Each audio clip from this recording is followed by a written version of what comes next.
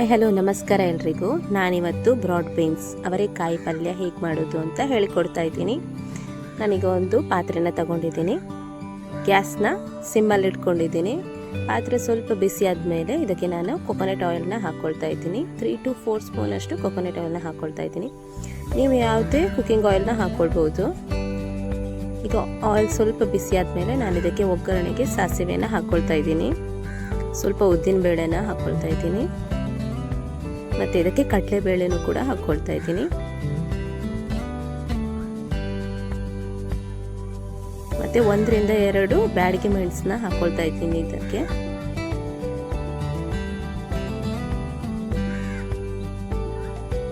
ಸ್ವಲ್ಪ ಫ್ರೈ ಆಗೋದಕ್ಕೆ ಬಿಡ್ತೀನಿ.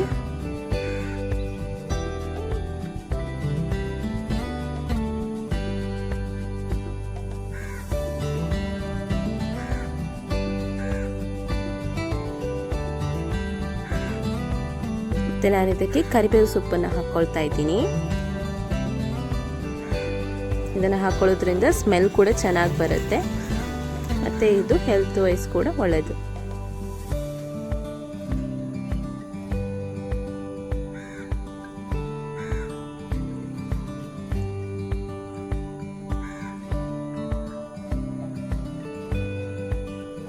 ನಾನು ಇದಕ್ಕೆ ಚಿಕ್ಕದಾಗಿ ಕಟ್ ಮಾಡ್ಕೊಂಡಿರೋ ಶುಂಠಿ ಮತ್ತು ಬೆಳ್ಳುಳ್ಳಿನ ಹಾಕ್ಕೊಳ್ತಾ ಇದ್ದೀನಿ. ಬೆಳ್ಳುಳ್ಳಿನ ನಾನು ಇದಕ್ಕೆ 4 ಕ್ಲೋವ್ಸ್ 4 ಎಳೆ ಅದನ್ನು ಚಿಕ್ಕದಾಗಿ ಕಟ್ ಮಾಡ್ಕೊಂಡು ಹಾಕ್ಕೊಳ್ತಾ ಇದ್ದೀನಿ. ಮತ್ತು ಶುಂಠಿನೂ ಕೂಡ ನಾನು ಚಿಕ್ಕ ಪೀಸನ್ನು ಚಿಕ್ಕದಾಗಿ ಕಟ್ ಮಾಡ್ಕೊಂಡು ಹಾಕ್ತಾ ಇದ್ದೀನಿ. ಇದನ್ನು ಸ್ವಲ್ಪ ಹೊತ್ತು ಫ್ರೈ ಮಾಡ್ಕೊಳ್ಬೇಕಾಗುತ್ತೆ, ಯಾಕಂದರೆ ಇದು ಹಸಿ ಸ್ಮೆಲ್ ಬರುತ್ತೆ. ಹಸಿ ಸ್ಮೆಲ್ ಹೋಗೋ ತನಕ ನಾವು ಇದನ್ನು ಸ್ವಲ್ಪ ಫ್ರೈ ಮಾಡ್ಕೊಳ್ಬೇಕಾಗುತ್ತೆ. ಹೀಗಿದ್ರೆ ಸ್ಮೆಲ್ ಹೋಗಿದೆ. ಇದಕ್ಕೆ ನಾನು 2 ಕಾಯಿ ಮೆಣಸನ್ನ ಹಾಕ್ಕೊಳ್ತಾ ಇದ್ದೀನಿ.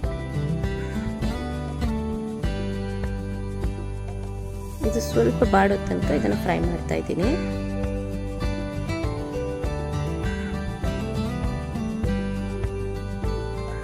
ಈಗ ನಾನು ಒಂದು ಮೀಡಿಯಂ ಸೈಜ್ ಆಗಿರುವಷ್ಟು ಈರುಳ್ಳಿನ ತಗೊಂಡಿದ್ದೀನಿ. ಇದನ್ನು ಚಿಕ್ಕದಾಗಿ ಕಟ್ ಮಾಡಿ ಹಾಕಿದ್ದೀನಿ.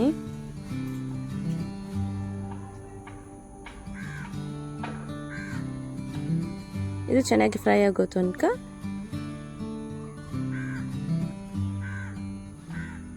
ಗೋಲ್ಡನ್ ಬ್ರೌನ್ ಬರೋ ತನಕ ನಾವು ಇದನ್ನು ಫ್ರೈ ಮಾಡ್ಕೊಳ್ತಾ ಇದ್ದೀವಿ.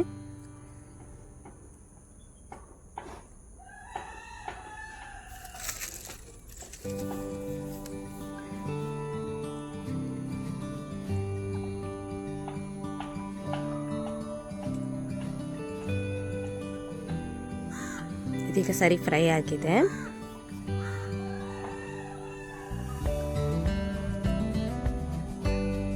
ಇದಕ್ಕೆ ನಾನು ಬ್ರಾಡ್ ಬೀನ್ಸ್ ಅವರೆಕಾಯಿನ ಕಟ್ ಮಾಡಿ ಹಾಕ್ಕೊಳ್ತಾ ಇದ್ದೀನಿ. ಚಿಕ್ಕದಾಗಿ ಬೀನ್ಸ್ನ ಹೇಗೆ ಕಟ್ ಮಾಡ್ಕೊಳ್ತೀವಿ ಅದೇ ಥರ ಕಟ್ ಮಾಡಿ ಹಾಕ್ಕೊಳ್ತಾ ಇದ್ದೀನಿ.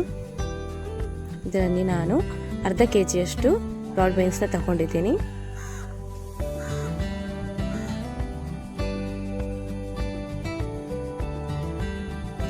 ನೀವು ಹಾಕೋ ಅವರೆಕಾಯಿ ಕೆಲವೊಂದು ತುಂಬ ಬೆಳೆದಿರುತ್ತೆ, ಅದನ್ನು ಬಿಸಾಕಬೇಡಿ. ಅದನ್ನು ಓಪನ್ ಮಾಡಿ ಅದರ ಒಳಗಿರೋದು ಕಾಳನ್ನು ಮಾತ್ರ ಹಾಕಿ ನೀವು ಮಾಡ್ಕೊಳ್ಬೋದು. ಅದು ಟೇಸ್ಟ್ ಕೂಡ ಚೆನ್ನಾಗಿ ಬರುತ್ತೆ.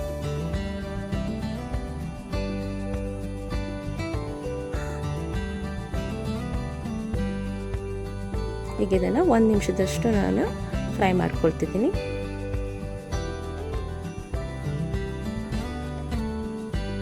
ಅದಾದಮೇಲೆ ನಾನು ರುಚಿಗೆ ತಕ್ಕಷ್ಟು ಸ್ವಲ್ಪ ಉಪ್ಪನ್ನು ಹಾಕ್ಕೊಳ್ತಿದ್ದೀನಿ. ಅದಾದಮೇಲೆ ಒಂದು ದೊಡ್ಡ ಗ್ಲಾಸಲ್ಲಿ ಒಂದು 1/2 ಗ್ಲಾಸಷ್ಟು ವಾಟರ್ನ ಹಾಕ್ಕೊಳ್ತಾ ಇದ್ದೀನಿ.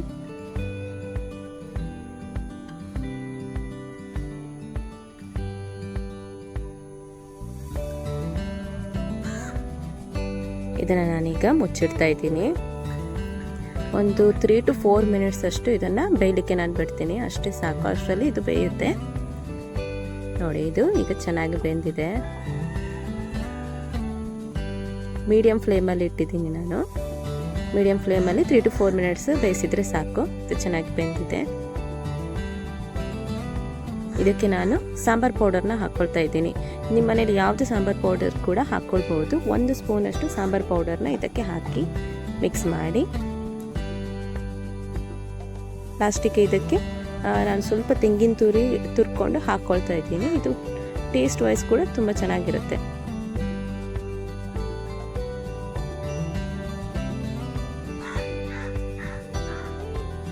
ನಿಮಗೆ ಬೇಕಾದರೆ ಇದಕ್ಕೆ ಜಾಗರಿ ಪೌಡರ್ನ ಸ್ವಲ್ಪ ಮಿಕ್ಸ್ ಮಾಡ್ಕೊಳ್ಬೋದು. ಲಾಸ್ಟಿಗೆ ಒಂದು ಸ್ವಲ್ಪ ಜಾಗರಿ ಪೌಡರ್ ಹಾಕಿದರೆ ಟೇಸ್ಟ್ ವೈಸು ಸೂಪರಾಗಿರುತ್ತೆ.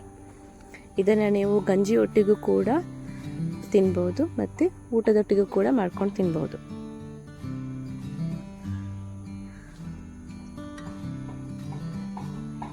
ಬೇಗ ರೆಡಿಯಾಗಿದೆ. ಟೇಸ್ಟ್ ಮಾತ್ರ ಸೂಪರ್ ಆಗಿತ್ತು. ನಾವಿದನ್ನು ಊಟಕ್ಕೆ ಹಾಕ್ಕೊಂಡು ತಿಂದ್ವಿ. I am Vinutha. Thank you so much for watching.